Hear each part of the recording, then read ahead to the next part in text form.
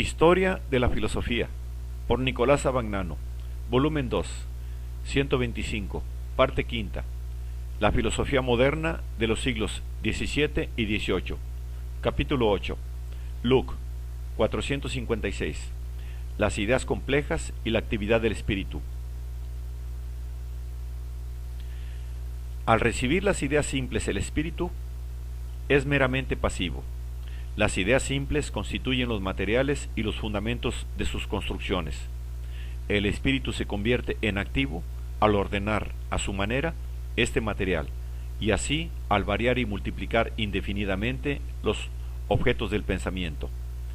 La actividad del espíritu se desarrolla de tres modos fundamentales.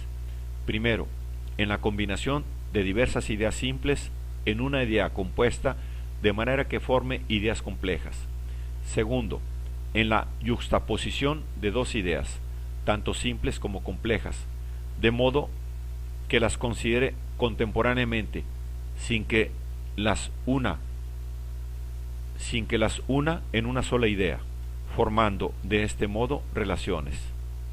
Tercero, en la separación de una idea de las otras que la acompañan en la realidad, operación que se llama abstraer, y por medio de la cual se producen las ideas generales.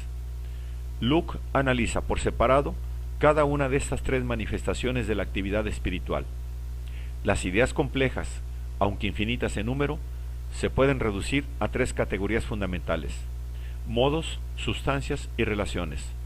Los modos son aquellas ideas complejas que se consideran como no subsistentes en sí, sino sólo como manifestaciones de una sustancia.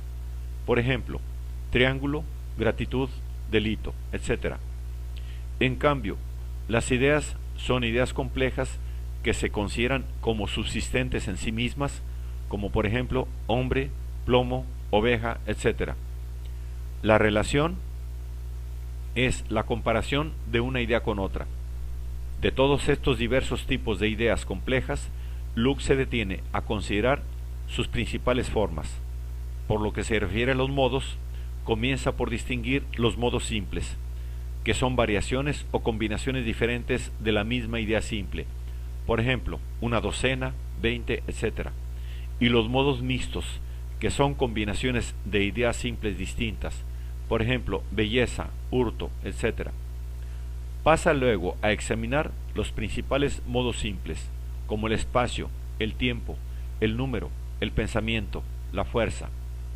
A propósito del espacio y del tiempo, examina también la idea de lo finito y de lo infinito, y niega a este propósito que el hombre tenga idea del espacio infinito y del tiempo infinito. La idea del infinito se tiene en virtud de la posibilidad que tenemos de repetir indefinidamente la idea de una longitud temporal o espacial, pero toda idea positiva de tiempo o de espacio es siempre finita. A propósito de la idea de fuerza, examina el problema de la libertad humana, que es precisamente la fuerza o el poder que siente el hombre en sí mismo de empezar o impedir, continuar o interrumpir sus acciones voluntarias. Luke reconoce al hombre la libertad de obrar, pero no la de querer. El hombre es libre en el sentido de poder hacer o no hacer lo que quiere, pero no en el sentido de poder querer o no querer lo que quiere. El espíritu, dice Luke, no tiene, con respecto a la voluntad, el poder de obrar o no obrar, en que consiste la libertad. No tiene el poder de impedir la voluntad, no puede evitar una determinación sobre la acción prevista, por más corta que sea la consideración de ella. El pensamiento, por rápido que sea, o deja al hombre en el estado en que estaba antes de pensar, o lo cambia, o continúa la acción o la termina. Por esto, es evidente que el pensamiento ordena y dirige al hombre al preferir una alternativa o al descuidar otra, y que la continuación de la acción o el cambio se convierten en inevitablemente voluntarios. Luke se encuentra con Hobbes, 408, en esta negación de la libertad del querer humano, pero funda esta negación únicamente en el mecanismo psicológico de la decisión, no en la relación entre la voluntad y las cosas externas, en la que la fundaba Hobbes. Es particularmente importante el análisis de Locke referente a la idea compleja de sustancia, considerando que varias ideas simples van constantemente unidas entre sí. El espíritu es inducido inadvertidamente a considerarlas como una sola idea simple, y puesto que no llega a imaginar cómo una idea simple pueda subsistir por sí misma, se acostumbra a suponer algún substratum que sea su fundamento. Este substratum se llama sustancia.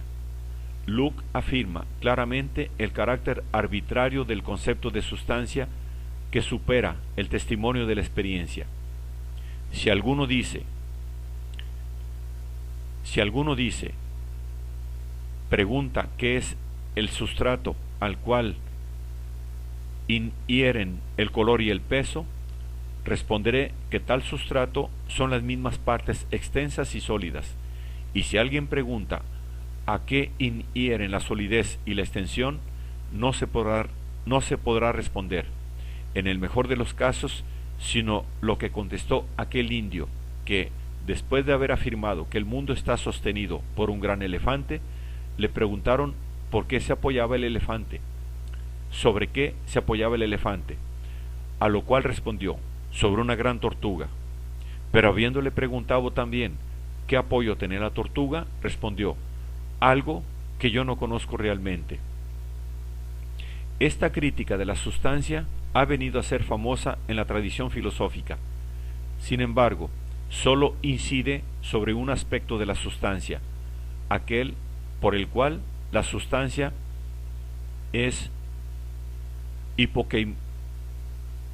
hipokeimenon o subjectum, o como dice Locke, substratum. Este es solamente uno de los significados que la sustancia tiene en la metafísica clásica, por ejemplo en Aristóteles. Pero en Locke aparece también la crítica de otro aspecto o significado de la sustancia, mucho más importante desde el punto de vista metafísico, que es el aspecto por el cual la sustancia es razón de ser o causa de las propias determinaciones. Esta crítica se encuentra en el tercer libro del ensayo, a propósito de los nombres de las sustancias, y adopta la forma de la crítica de las esencias reales.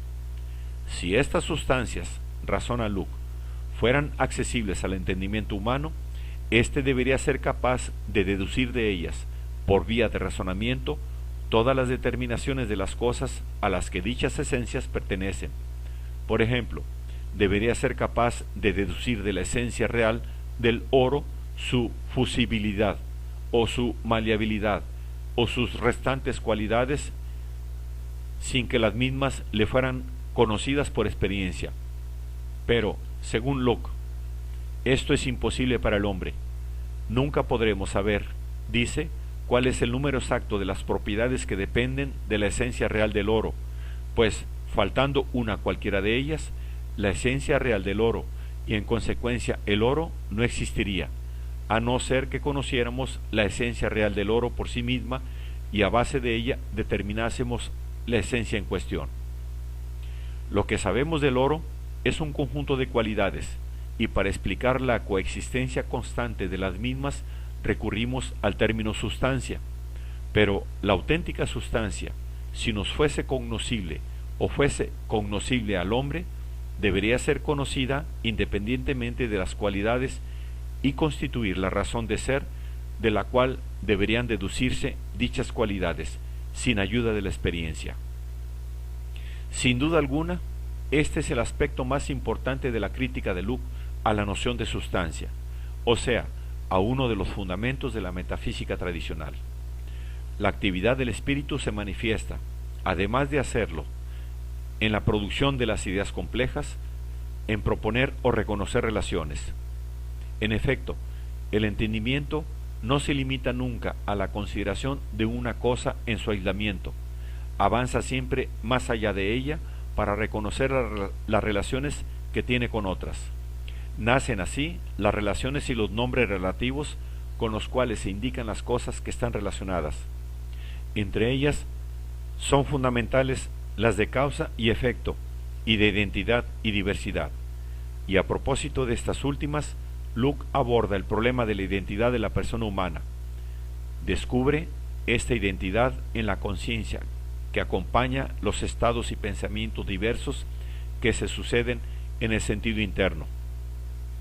El hombre no solo percibe, sino que se da cuenta de que percibe. Acompaña a todas sus sensaciones o percepciones la conciencia de que es su yo quien la siente o percibe. Esta conciencia obra de manera que las varias sensaciones o percepciones constituyen un único yo, y es, por esto, el fundamento de la unidad de la persona. La sustancia espiritual no puede garantizar la identidad si no interviene la conciencia. Sin esta, la sustancia no puede ser una persona más que lo pueda ser un tronco. Entre las relaciones, Luke coloca también las leyes morales, en virtud de las cuales nosotros juzgamos el valor de las acciones. El bien y el mal moral consisten en la conformidad o disconformidad de una acción con la ley que puede ser divina, jurídica o consuetudinaria. Aún las ideas de virtud y vicio se derivan, por tanto, de la experiencia, porque consisten únicamente en una colección de ideas simples que el hombre recibe de la sensación o de la reflexión.